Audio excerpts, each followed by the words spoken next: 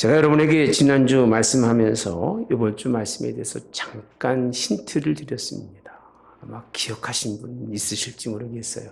그런 일이 있었는가 하는 생각도 하시겠습니다만은, 예수님께서 부활절에 실패한 제자들을 찾아 행하신 일들을 제가 이렇게 쭉 읽다 보니까 특별하게 첫째 날 저녁에 주님이 만나셨을 때에 손에 옆구리를 보이시고, 그리고 제자들과 함께 기쁨의 시간들을 보내시면서 평강을 전하셨습니다. 그 다음에 22절과 23절에 있는 말씀이었습니다. 한번 볼까요? 22절과 23절 시작. 이르시되 이르노니, 잠시만요. 20장의 말씀이 없어요. 앞에 빠졌나요?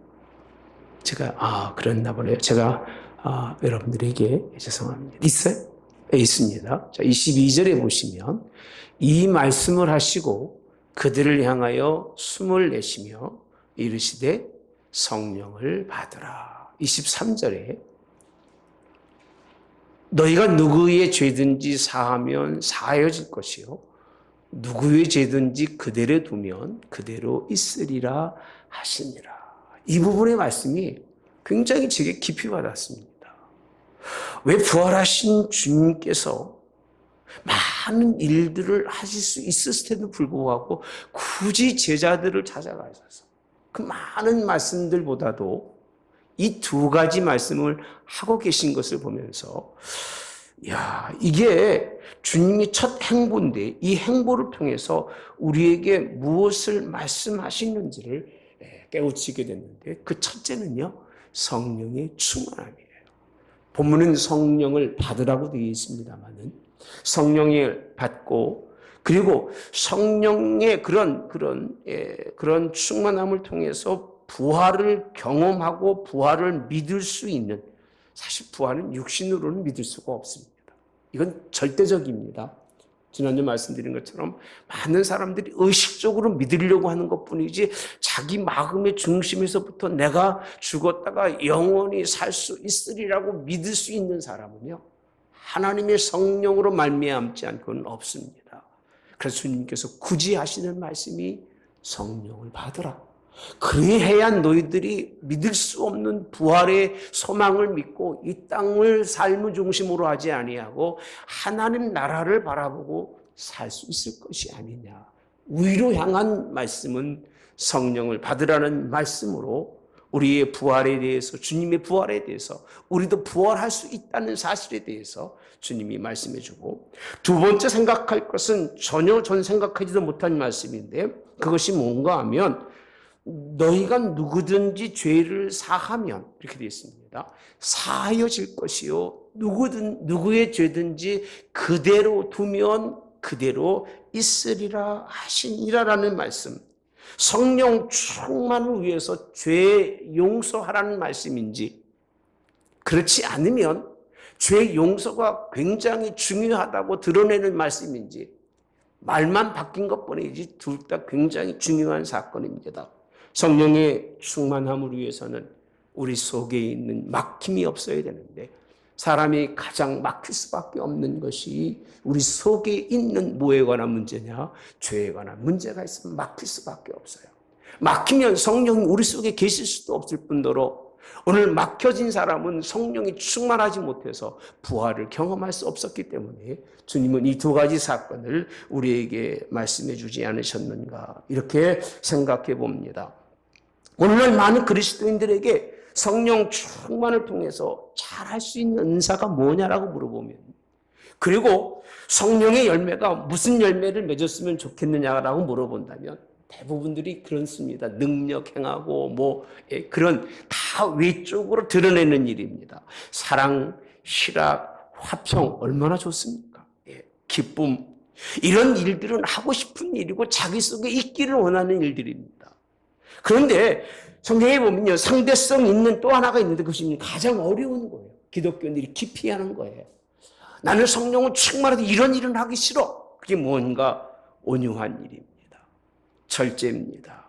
충성과 양선인데 그 중에 피하고 싶은 것 중에 하나가 용서라는 거예요. 남을 용서하고 산다는 것. 이것이 복음의 가장 기초적이고 십자가의 가장 기본이 되는 사건임에도 불구하고 많은 사람들이 외형적인 것만 바라보고 자기 속에 내면적 신앙이었던 용서라는 것에 대해서는 기피하고 멀리하고 있다는 것이 오늘날들의 기독교에 대한 그런 말씀들입니다. 여러분, 세상에서 말하는 용서라고는 의미가 뭔가 보았더니요, 상대방의 잘못된 것을 받아들인다는 겁니다. 무엇으로 받아들이냐? 마음으로 받아들인다. 그리고 두 번째는 용자가 얼굴 용자라고 그러는데, 얼굴이 과거의 얼굴 그대로, 좋았던 때의 얼굴 그대로 상대방을 맞이한다는 겁니다. 감정도 변화가 없이 나의 상처받고 나의 아픈 그 모든 것을 잊어버리고 그 전에 좋았던 상황의 그 모습을 그대로 받아들이는 것을 용서라고 말하는데, 어쩌면 하나님의 말씀과 비슷한 부분이 많은지 모릅니다. 오늘 왜 주님은 용서를 말씀하셨을까? 그 부분을 여러분들과 함께 은혜 나누기 위해서는 오늘 본문의 말씀을 함께 준비했습니다. 용서할 수밖에 없는 하나님 백성이 되기 위해서는요, 오늘 본문에 있는 말씀 먼저 한번 보겠습니다. 21절에 있는 말씀입니다. 시작. 그때 베드로가 나와 이르되 주여, 형제가 내게 죄를 범하면 몇 번이나 용서하여 주리이까?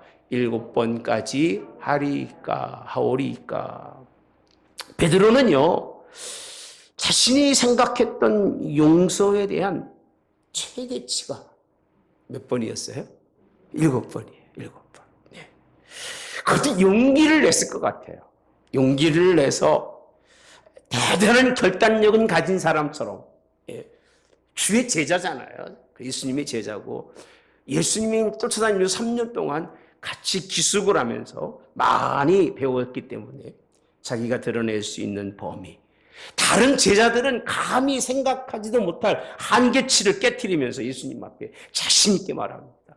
예수님, 내게 죄를 범한 형제가 있으면 몇 번이나 용서해 줘야 합니까? 7번까지는 저도 충분히 할 수 있을 것 같습니다. 이런 다혈질적이고 분노와 화로 인생을 그런 일관했던 성격을 가진 사람이 7번씩을 그냥 마음속에 참을 수 있다는 건 참 대단한 일인 것 같아요. 그 말의 의도는 뭐냐면, 예수님, 제가 굉장히 변화된 사람이에요. 내가 이럴 사람이 아닌데, 이렇게 변화될 사람이 아닌데, 내가 이렇게 변화돼서 아무도 감히 도전할 수 없는, 이에는 이로, 눈은 눈으로 갚아야 할 것을 저는요 7번씩이나 다 용납해 줄 수 있고 다 잊어버릴 수 있는 사람이라고 칭찬받기 위해서 주님 앞에 한 말입니다. 어떻습니까? 틀립니까? 맞습니까? 맞죠. 충분히 그렇습니다. 여러분, 마태복음 15장 그 전에 있는 말씀이죠. 18장 15절 이하에 보면요, 여기 성경에는 없습니다. 제가 설명해 드렸습니다. 형제가 죄를 범하면 너는, 예수님이 하신 말씀이에요, 그 사람과 상대해서 권고해라. 잘 들으면 끝나는 거지만 잘 안 들으면 한두 사람과 함께 가서 증인의 입으로 그 사람이 잘못된 것을 확증케 하라라고 되어 있습니다. 그래도 안 들으면, 교회의 말하고 교회의 말을 듣지 않으면 이방인같이 세리같이 여기라고 주님이 말씀하셨어요. 바로 전에. 그럼에도 불구하고 베드로는 그 말씀을 들었음에도 불구하고, 예수님, 그래도 그렇지 않으면 안 되지 않습니까? 우리가 7번씩이나 용서해 주는 것이 주님 합당한 일이 아니겠습니까? 라고 하는 주님의 말씀에 깨닫고 깨우쳐서 주님 앞에 한 말씀입니다. 여러분, 그럼에도 불구하고 주님은 베드로의 용서를 용서라고 여기지를 않습니다. 많은 사람들이 용서한다고 하지만 대부분이 그렇게 말합니다. 아프고 힘들고 어렵고 상처받으면, 속상하면 시간이, 여러분은 안 그런가 보네. 시간이 약이다. 라고 생각해요. 그리고 자꾸 드러내봐야 별 유익이 없으니까 그냥 덮어버리고 가려고 합니다. 떨쳐버리지 못하고 마음속에 늘 그런 것들을 생각하면서 미움의 죄를 짓고 살아가는데 입술은 용서해요. 내가 용서할 거야, 이해할 거야, 관용할 거야. 그러나 계속해서 자기의 머릿속에는 그것이 되새길 수밖에 없는 그런 모습 속에서는 용서가 아닙니다. 사랑하는 성도 여러분들, 인간의 본성은 용서가 안 됩니다. 다시 말씀드리지만 여러분 용서할 수 있는 사람 하나도 없습니다. 나 역시도 마찬가지고 그 누구도 그 어떤 성인이라 할지라도 용서할 수 있는 인간의 본성을 가지고 이 땅에 온 사람은 없습니다. 왜요? 완전히 부패되어서 하나님과 단절된 사람인데 사람과의 단절이라는 건 너무 쉬운 거예요. 식은 죽 먹기 같은 똑같은 거예요. 여러분, 아담을 통해서 들어온 죄는 인간의 본성 그 자체가 분리해요. 다 쪼개 찢어져서 파이처럼 12조각이든 뭐 더 크게는 더 많은 사람들이 찢고 찢을 수밖에 없는 그런 본성입니다. 그 마음의 본성이 눈으로 봐서 자기의 욕망과 욕구를 채우기 위해서 남의 허물을 그저 마음 놓고 드러내는 것이 시대고 그런 모습의 사람들입니다. 용서 없는 본성의 인간. 부패한 인간은요, 용서하려고 하질 않아요. 용서보다 더 중요한 것이 뭐냐면 복종이에요. 복종. 내게 문제가 있고 내가 뭔가에 걸린 것이 있으면 그걸 통해서 용서하고 그를 나의 자리에 올려놓는 것이 아니라 어떻게 하든 복종시키고 목을 잡고 윽박지르며 위협합니다. 그리고 그에게 주어진 자유를 뭐하게 하려고요? 박탈하게 하고 생명을 죽임에까지 던져지게 하는 것이 누구냐? 사람의 본성이라는 거예요. 아무리 용서하려고 해도 용서 없는 인생으로 끝납니다. 용서 없는 인생으로 끝나요.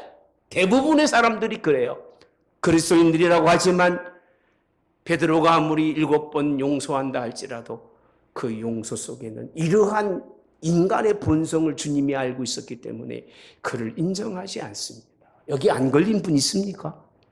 그런 분은 정말 대단한 분입니다. 신으로 태어나지 않고서는 다 우리가 똑같이 그렇게 부패성 속에서 살 수밖에 없다고 하는 사실. 이런 본성의 그릇된 가운데서도요, 오늘 주님의 말씀에서 보시면 주님의 용서는 무엇인가를 우리에게 분명하게 말씀해 주고 계시는데 예수님이 이렇게 말씀합니다. 7번 아니다. 7번씩 몇 번을요? 70번까지라도 할지니라 라고 되어 말씀합니다. 주님은 본문에서 용서에 대해서 용서의 법에 대해서 말씀해 주고 있는 겁니다. 이미 부활의 주님이 찾아가서 그들에게 하신 말씀이 성령의 충만함과 죄를 그냥 두지 말아라. 서로가 서로에게 죄 없이 하라고 하시는 말씀의 그 뜻을 생각해 보면 이 용서는 70번씩 7번씩 70번이라고 하는 셀 수 없이 많은 용서인데 이게 여러 가지 한 사람에 대해서 그 사건을 두고 말하는 것이 아니라 한 사건 한 사건에 대해서 하신 말씀입니다. 여러분, 한 사건에 대해서 7번 용서해 주는 것도 참 그렇게 쉬운 일이 아닌데 똑같은 인상의 본성으로 같은 일을 행해오는 사람의 삶을 일평생 용서하고 산다는 것, 누가 아니면 안 되신다고요? 예수님이 아니면 안 되는 걸 믿으시기 바랍니다. 사람을 살아가면서 자신의 본성이 드러납니다. 자신만 몰라요. 옆 사람은 다 알아요. 다 아는 옆 사람이 한 번, 두 번이 아니라 일평생 수없이 많은 시간을 그를 마음으로 받아들이고 그를 이해하며 어제 아름다웠던 그 모습을 기억하고 그 얼굴 낯빛을 가지고 젊어서만이 아니라 늙어서도 똑같이 대할 수 있는 것이 용서라는 거예요. 할렐루야. 그렇게 용서할 수 있기를 바랍니다. 주님이 원하시는 용서는 무한한 용서입니다. 우리는 이런 말 하길 너무 좋아합니다. 정말 무한한 용서가 가능할까? 가능하지 못하다면 예수님 믿지 마십시오. 그리고 세상에 나가서 용서하지 마시고 판단하고 정죄하고 그렇게 살다 가십시오. 여러분, 많은 사람들이 또 하는 얘기가 무엇인 줄 아십니까? 나는 성인이 아닌데. 베드로가 원래 성인이었습니까? 베드로가 성인이 아니에요. 물고기 잡는 너비예요. 굉장히 다이질적인 그런 삶의 사람이지만 하나님이 그를 바꾸신 거예요. 할렐루야. 많은 사람들이 말합니다. 나는 무작정 용서할 수는 없어. 내가 받은 게 얼마고, 내가 아픔이 얼마고, 내가 상처가 얼마인데 내가 이것을 다 감수하면서 내가 용서하고 인생을 살 수 없다고 생각하고 살아가요. 예. 그리고도 마음속에 생각하는 것이 무슨 얘기냐? 나는 주님 닮는 제자가 되고 싶다는 거예요. 그리스도인이라는 말을 뻔뻔하게 합니다. 예. 너무 뻔뻔하게 하는 거예요. 예수를 얼마나 믿었고 무슨 직분을 가지고 있다고 말합니다. 그러면서 하는 말씀이 오늘 나는 예수님이 아닌데 어떻게 내가 무한한 용서의 사람이 될 수 있을까라고 하는 의문점을 남기면서 스스로 용서에 대해서만큼은 다 덮어가는 거예요. 열어놓고 나도 예수님처럼 원수까지 불쌍히 여기며 용서하는 것이 복음이라고 말하는데도 불구하고 여전히 자신의 마음 한 곳에서 닫아놓는 거예요. 들어도 안 들은 것처럼. 그러니 교회 안에 용서가 없으니 부서지고 깨어지고 교회 안에 서로 하나님 안에 화합이 되지 않니 어떻게 부흥이 일어날 수가 있고, 그런 일을 통해서 하나님이 어떤 일을 일어날 수 있을지를 한번 생각해 보시기 바랍니다. 오늘 달란트 비유의 시작이 이제 시작을 합니다. 이 말씀을 하신 다음에 예수님께서 하신 말씀입니다. 뭐라고 시작하시느냐 하면, 그러므로 천국은 그 종들과 결산하려 하던 어떤 인고 같으니, 그렇게 표현합니다. 어떤 걸 결산해야 되는데 한 종이 얼마를 빚졌느냐면 10,000달란트 빚진 자를 데리고 옵니다. 데리고 오니까 하나님이 그 임금이 하는 말이, 야, 너 10,000달란트 빚졌는데 어떡할 거야? 성경 그대로 설명해 드리라면, 네가 갚을 것이 없으니까 내 몸과 아내와 자식들과 모든 소유를 다 팔아서 뭐하라? 갚으라고 말합니다. 여러분, 하나님의 요구는 아주 몰인정하게 물어붙입니다. 그렇게 몰아붙이면 이 땅에 여러분 남을 자가 하나도 없어요. 하나님의 의에, 하나님의 복음에 비추어서 하나님의 뜻대로 우리를 밀어붙이면 이 주님 앞에서 쓸 수 있는 사람이 누가 있고 살 수 있는 사람이 누가 있습니까? 아마 다 엎드려 자신을 다 죽음으로 내어도 갚을 수 없는 그런 일을 당한 사람들이 저와 여러분들이에요. 이 자리에 있는 사람은요, 10,000달란트 빚져가지고 내 몸도 내게 아니에요. 내 자식도 내게 아니고 내 소유도 내게 아니에요. 다 누구 거예요? 다 갚아도 못 갚아요. 다 팔아도 1달란트도 못 갚아요. 여러분, 달란트라는 금액이 뭐 그렇게 작은 금액이 아닙니다. 그런데 엎드려서라면서 참아주소서, 다 갚겠나이다. 참, 말 한마디가 천냥빚 갚습니다. 말 한마디가. 하나님 다 용서하시고 내가 어떻게 하든 갚겠습니다. 그랬더니요, 그 말을 들은 주인이 불쌍히 여겨서 놓아보내는데 그냥 보낸 것이 아니라 성경에 보면 그 빚을 탕감이라고 되어 있습니다. 탕감은 빚이 하나도 없는 사람으로 만들어 주었다는 거예요. 이게 27절에 있는 말씀입니다. 위기에 있는 그의 모든 그런 어려운 그런 고난 속에 마지막 자리에 있는 그를 주님께서, 하나님께서 은혜 베푸셔서 그를 탕감해주고 자유자가 되게 하셨다는 겁니다. 여러분, 저는 이 부분은 용서라고 생각하지 않습니다. 은혜라고 생각합니다. 할렐루야. 우리는 누굴 용서할 수 있는 사람이 못 돼요. 그릇이 그래요. 근데 왜 할 수밖에 없느냐면 내가 용서하는 것보다 받은 은혜가 너무 크기 때문에 그러는 거예요.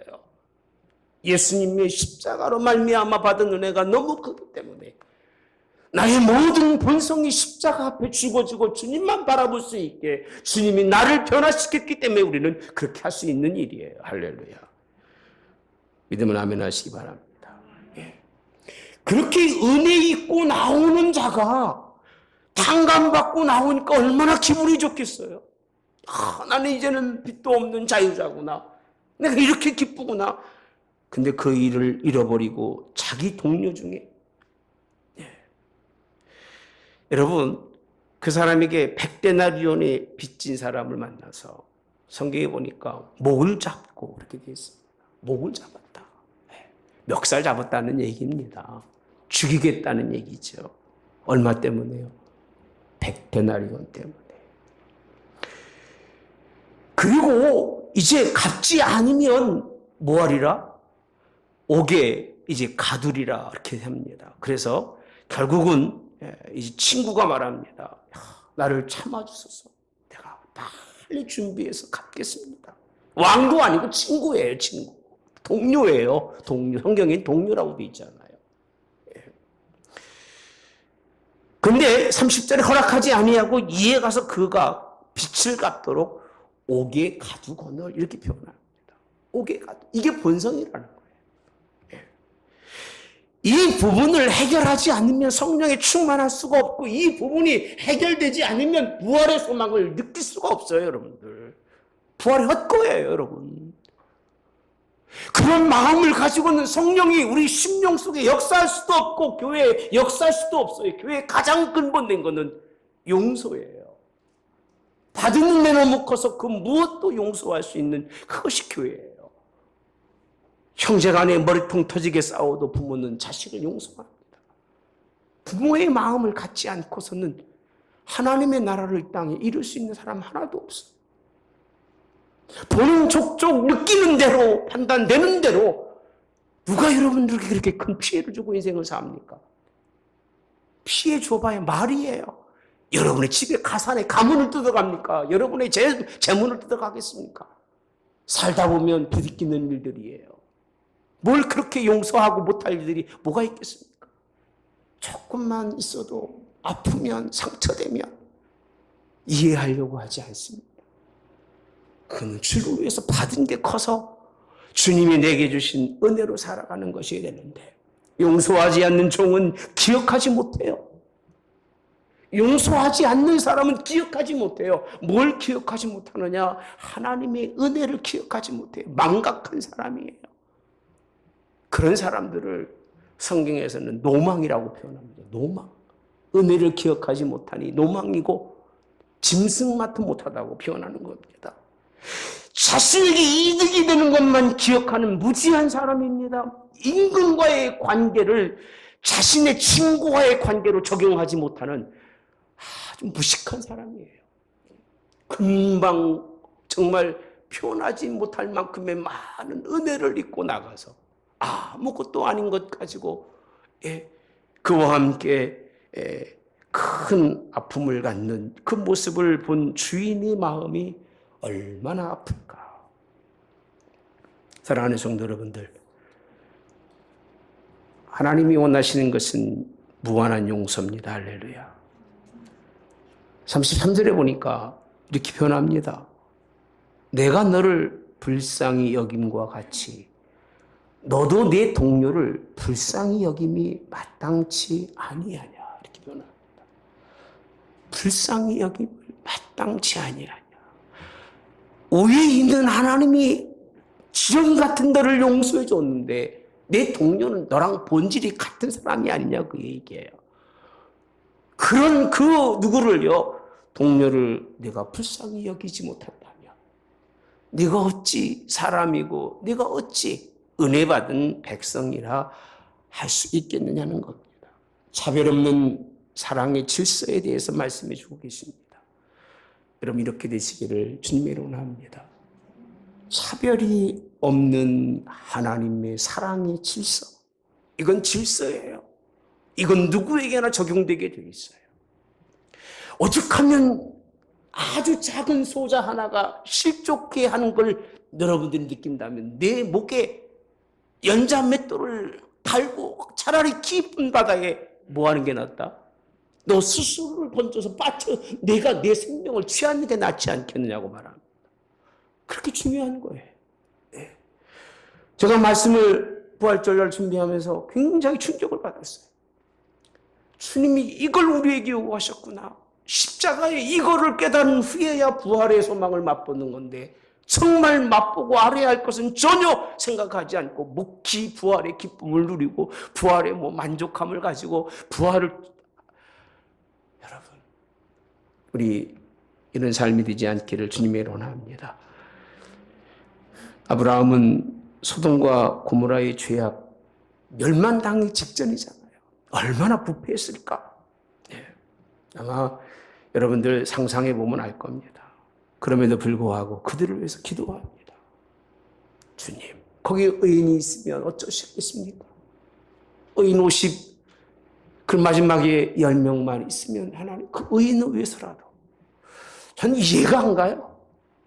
근데 이제 이해가 가요. 아브라함이 그런 심령을 가졌구나. 그래서 아마 죽을 때까지 깨우치는 게 하나님 말씀인 것 같아요. 내가 싫으면 다 싫어. 내 사상이 맞지 않으면 다 싫은 거예요. 자기 주장과 틀리면 다 싫은 거예요. 나도 역시 그래요. 자꾸 그걸 버리려고 무진 애를 써요, 요즘은. 내가 누구길래 내 주장이 있고 내가 누구길래 내 사상이 있나. 나는 오직 십자가와 예수님의 사상을 가지고 인생을 살아가야 목사인데도 불구하고 마음속에서 싫은 것과 배타적인 것이 툭툭툭 튀어나와요. 그때마다 회개해요. 솔직한 얘기입니다. 그렇게 살지 알게 해달라고 깨우쳐달라고 기도합니다. 여러분 그렇게 되길 바랍니다. 창세기 45장에 보면요, 요셉은 자기 팔아먹은 형제들에게 이런 말을 합니다. 당신 나를 이것을 팔았다고 해서 근심하지 마소서. 용서가 그런 거예요.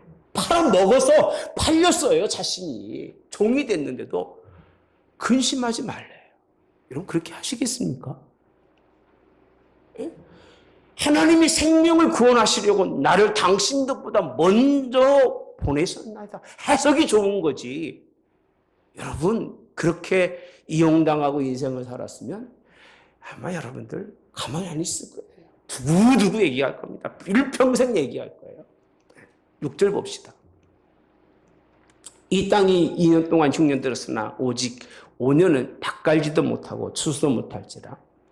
하나님이 큰 구원으로 당신들의 생명을 보존하고 당신들의 후손을 세상에 두시려고 나를 당신들보다 먼저 보내셨나니. 할렐루야. 종으로 팔려서 그 자리에 있는 것을 뭐라고 해석하느냐 하면 하나님의 섭리로 됐다는 거예요. 얼마나 멋있습니까? 이 정도의 멋있는 사람이 기독교인들 가운데 있어야 나라를, 세상을 다스리는 자가 있는 거예요. 나는 우리 젊은이들이 요셉처럼 그렇게 쓰여지기로 합니다. 이런 용서할 수 있는 마음을 갖고 살아야 됩니다. 모세도 마찬가지입니다. 출애굽기 32장의 말씀을 보시면 여호와께로 다시 나아가 여짜오되 슬프소이다. 이 백성이 자기들을 위하여 금신을 만들어 싸우니 큰 죄를 범하였나이다. 뭘 만들었죠? 송아지우상 만드는 거잖아요. 그러나 이제 그들의 죄를 사하여 주옵소서. 마음에 안 들으면 주여 하나님 어떻게 하면 좋습니까? 확 쓸어가 버리십시오. 그런데 모세는 안 그랬어요. 정말 그만큼 능력이 있는 분이다. 그렇지 아니하시오면 논하건대 주께서 기록하신 책에서 내 이름을 지워버려 주세요. 저들이 그 죄를 진 거는 마땅히 치고 마땅하지만 그를 용서해 주시든지 그렇지 않으면 나도 잃어버려 주세요. 그 얘기예요. 나도 당신 앞에 하나님 앞에 갈 만한 자격이 없는 사람, 똑같은 사람이니까 나도 하나님 버려달라는 얘기예요. 어떻게든 간에 아무리 못 가도 나는 가야 되고 아무도 못 해도 나는 얻어야 되고 아무리 못 살아도 나는 잘 살아야 된다고 생각하고 살아가는 사람은 태반이잖아요. 근데 오히려 자신이 하나님 앞에 받을 것을 다 포기하면서 그 이름을 지어달라는 이런 용서가 아니라 이건 뭐라고 표현할까요? 이 정도의 신앙에 가야 되지 않을까. 이 시대가 마지막 시대라고 늘 말하잖아요. 우리 앞에 다가온 하나님의 나라가 멀지 않다고 말씀들을 하시잖아요. 그러면 이런 인생의 삶을 살다가 가야 하나님이 정말 부활의 큰 역사 하나님과 함께 하나님 우편에 있는 백성도 되지 않을까 이런 생각을 해보는 거예요. 큰일이 아닙니다. 시작이에요. 십자가의 시작이 우리의 죄를 용서하신 주님이에요. 여러분의 신앙의 시작이 그 자체인 거예요. 그렇잖아요. 뭐 큰 걸 요구하는 게 아니라 가장 우리의 믿음의 시작, 주님이 하신 모범을 보이신 일의 시작이 그거예요. 그 계단을 건너가지 않고서는 부활의 의미를 맛볼 수도 없고 부활의 세계를 경험할 수 없다는 말씀입니다. 왜 그렇게 실천할 수 없을까라고 생각해 보면 이유는 간단합니다. 자기 의 때문에 그러는 거예요. 나는 괜찮다는 거예요. 나는 더 낫다는 거예요. 베러된. 저것보다는 저 사람보다는 좀 낫다는 거예요. 계급이에요. 여러분 계급 좋아하지 마세요. 하나님은요 절대 계급 안 보십니다. 높은 거 좋아하지 마시고 낮은 데 살다 가시기 바랍니다. 예. 그게 하나님이 원하시는 일이에요. 마태복음 7장에 보면 비판받지 아니하거든 비판하지 말라. 너희가 비판하는 그 비판으로 너희가 비판받을 것이요 너희가 헤아리는 그 헤아림으로 헤아림을 받을 것이니라. 여러분 우리는 단지 용서받을 수 있는 사람들이에요. 아멘.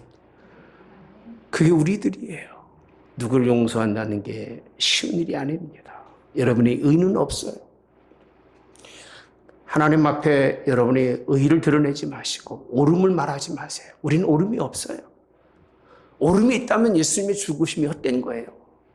옳음이 있으신 분은 예수님 믿으면 안 돼요. 자기 믿고 살다 끝까지 가는 거예요. 우리는 자기 의를 내세워서는 안 됩니다. 그래서 성경에 있는 말씀처럼 마음으로부터 용서하세요. 할렐루야. 입이 아닙니다. 35절이잖아요. 네, 마음으로부터 용서하시는 여러분 되시기를 바랍니다. 이게 하나님이 원하시는 말씀입니다. 각각 마음으로부터 용서하지 아니하면 나의 하늘 아버지께서도 너희에게 어떻게 하시리라? 이와 같이 하시리라. 용서의 한정을 잊지 마세요. 그리고 용서하는 여러분들의 용서는 아주 미약한 거예요. 어떤 용서를 해도 이 땅에서 나를 죽이고 내가 살인 당한다 할지라도 그를 용서하는 건 큰일이 아니에요. 큰일이 아닙니다, 여러분. 정말 큰 용서는 내가 받은 거예요. 죽어서 영원한 형벌에 있을 저와 여러분들이 예수님의 의로 말미암아 하나님 나라 갈 수 있는 그 은혜를 입은 사람. 아멘. 이것만이 우리에게 주신 하나님의 그런 은혜입니다. 그래서 그리스도의 사랑으로 용서하시기를 주님의 원합니다. 뭔 사랑으로요? 그리스도의 사랑으로. 마태복음 6장에 보니까 너희가 사람의 잘못을 용서하면 너희 하늘 아버지께서도 너희 잘못을 용서하시려니와 15절. 너희가 사람의 잘못을 용서하지 아니하면 너희 아버지께서 너희 잘못을 뭐하지 아니하리라? 용서하지 아니하시리라. 용서해야 용서받아요. 그래야 하나님 앞에 가면 용서받은 백성으로 설 수 있는 거지. 여러분에게 누구를 그렇게 용서하도록 만든 것은 손해보는 일이 아니에요. 유익이에요. 그래서 하는 거예요. 맨날 우리 하는 얘기가 뭐예요? 형제들 간에. 맨날 난 다만 당하고 살아야 돼. 왜 남만 용서하고 살아야 돼? 장작 큰 자들이 그러잖아요. 마음껏 두들겨 패고 지 뜻대로 했으면 좋겠는데 왜 맨날 나만 손해보고 살아야 돼? 그렇게 살아야 유익이 되니까 부모가 시키는 거예요. 그렇게 살라고. 그래야 안 그래요? 그렇잖아. 형제대에서 나가서 너 터지면 가서 싸우라고 하지만 형제간에 머리통 터지게 싸우라고 가르치는 부모가 있다면 그건 부모가 아니에요. 네. 짐승만도 못한 거예요. 네. 여러분, 우리는 그렇게 살 수가 없습니다. 용서는요, 성경에 있는 패턴이 있습니다. 용서는 변화의 시작이에요. 아멘. 정말입니다. 용서는 변화예요. 용서하지 않는 곳은 변화가 없어요. 싸움과 다툼과 아픔만 있지만 용서는 변화예요. 용서 속에서 사람이 변화되는 것이고, 용서 속에서 세상이 변화되는 것이고, 용서 속에서 하나님 나라가 이루어지는 것을 믿으시기 바랍니다. 오죽하면 주님이 두 가지만 말씀하셨을까? 이 땅에서는 용서하고 살아라. 용서하고 살 수 있도록 성령의 그런 성령을 받으라고 주님 말씀하시고, 그렇게 해야만이 부활의 소망을 맛볼 것을 말씀해 주시는데, 자, 이 말씀 중간에 있는 말씀 한 말씀이 있습니다. 그 말씀이 뭔가 보면요, 18절인데 진실을 너희에게 이르노니 무엇이든지 너희가 땅에서 매면 하늘에서도 매일 것이요 무엇인지 땅에서 풀면 하늘에서도 풀리리라. 할렐루야. 이게 답인 거예요. 왜 베드로가 7번을 말했을까? 그 이유는 간단해요. 네가 풀어야 하늘에서도 풀리고, 내가 다치면 하늘도 다친다는 거예요. 그래서 무슨 생각을 했느냐? 야, 내가 7번 정도 풀으면 하나님도 이해해 주시겠지. 하나님은 우리에게 7번 풀어주시는 게 아니라 셀 수 없을 만큼 지금도 생각과 여러 가지 죄악 속에 살고 있음에도 불구하고 매일 용서받고 사는 게 저와 여러분들이 그 은혜라고 표현했잖아요. 이게 하나님이 하신 일입니다. 19절에 진실로 다시 너희에게 이르노니 너희 중 두 사람이 땅에서 합심하여 무엇이든지 구하면 하늘에 계신 내 아버지께서 그들을 위하여 뭐하리라? 이루게 하시리라. 두세 사람이 내 이름으로 모인 곳에는 나도 그들 중에 있느니라. 교회가 뭐 두세 사람이 모여서 기도하면 응답한다고 얘기하는데 이 성경 그런 내용이 아닙니다, 여러분.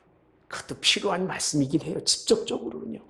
그러나 좌우 문맥을 보면 무슨 얘기냐? 닫지 말고 인생을 살지 말라, 그 얘기예요. 앞에서 말한 두세 사람을 데리고 가서 죄를 묻고 죄가 없으며 이방인처럼 여기라는 그 말씀 전해주셨지만 그건 닫는 일이라는 거예요. 닫지 말고 열고 살아라는 얘기예요. 마음을 열고 살아라. 열만한 사람에게 이 마음을 여는 게 여는 것이 아니라 열지 못할 만한 사람, 열어서는 안 될 사람에게 마음을 열고 살아가는 것이 용서라는 거예요.